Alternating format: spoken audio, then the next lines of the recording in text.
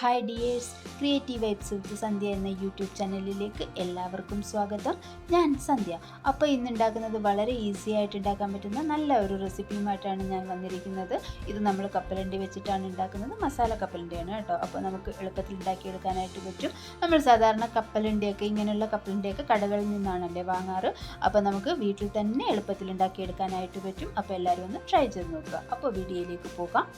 ഒരു ചട്ടി എടുത്തിട്ടുണ്ട്. അതിലേക്ക് കുറച്ച് എണ്ണ ഒഴിച്ചു കൊടുക്കാം. അതിനുശേഷം കുറച്ച് കപ്പലണ്ടി കൂടി ഇട്ട് കൊടുക്കാം. ഈ എണ്ണയ്ക്കും കപ്പലണ്ടിക്കും ഒന്നും പ്രത്യേകിച്ച് അളവൊന്നുമില്ല കേട്ടോ. നമ്മൾക്ക് ഇഷ്ടമുള്ള അത്രയും കപ്പലണ്ടി എടുക്കാവുന്നതാണ്. അതായത് എണ്ണ കുറച്ച് മാത്രം ഒഴിച്ചാൽ മതിയാകും. കുറച്ച് എണ്ണ മതിയാകും. ഞാനിവിടെ സൺഫ്ലവർ ഓയിലാണ് ഉപയോഗിച്ചിരിക്കുന്നത്. അതിനുശേഷം ഇത് നല്ല ഒന്ന് ബ്രൗൺ നിറമാകുന്നത് വരെ നമുക്കൊന്ന് മൂപ്പിച്ചെടുക്കണം കേട്ടോ. പ്രത്യേകിച്ച് പണിയൊന്നുമില്ല. ഇതിങ്ങനെ നല്ല ഒരു ബ്രൗൺ നിറമാക്കിയെടുക്കണം, അത്ര മാത്രമേ ഉള്ളൂ. അപ്പോൾ എളുപ്പത്തിൽ ഞാൻ പറഞ്ഞു ഒരു 10-15 മിനിറ്റ് കൊണ്ട് നമുക്കിത് റെഡിയാക്കാനായിട്ട് പറ്റും. അപ്പോൾ ഇത് നമുക്കൊന്ന് ബ്രൗൺ നിറമാകുന്നത് വരെ ഒന്ന് മൂപ്പിച്ചെടുക്കാം.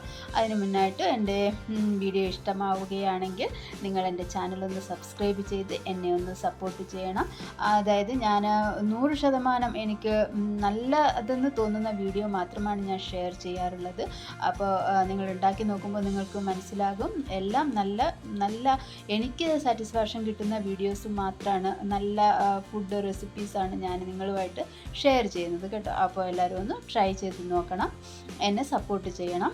അപ്പോൾ നിങ്ങളുടെ കമൻറ്റൊക്കെ അറിയിക്കുക. അപ്പോൾ നമുക്കിത് മൂപ്പിച്ചെടുക്കാം കേട്ടോ. നല്ല ഒന്ന് മൂത്ത് വന്നതിന് ശേഷം നമുക്ക് കുറച്ച് കറിവേപ്പില കൂടി ഇട്ട് കൊടുക്കാവുന്നതാണ്. കറിവേപ്പില കൂടി ഇട്ട് കൊടുത്തതിന് ശേഷം നമുക്കിതൊരു കോരി എടുക്കാവുന്നതാണ്. കറിവേപ്പില ഓപ്ഷണലാണ്, പക്ഷേ കറിവേപ്പില ഇടുമ്പോൾ നല്ലൊരു ടേസ്റ്റൊക്കെ കിട്ടും കേട്ടോ. നമ്മൾ ആ കടകളിൽ നിന്ന് മേടിക്കുന്ന അതേ ടേസ്റ്റ് കിട്ടും. നിങ്ങൾക്ക് വേണമെന്നുണ്ടെങ്കിൽ മാത്രം ചേർത്താൽ മതി, ഇല്ലെങ്കിൽ കുഴപ്പമൊന്നുമില്ല. അപ്പം നമുക്കിതൊരു പാത്രത്തിലേക്ക് കോരിയെടുക്കാവുന്നതാണ്.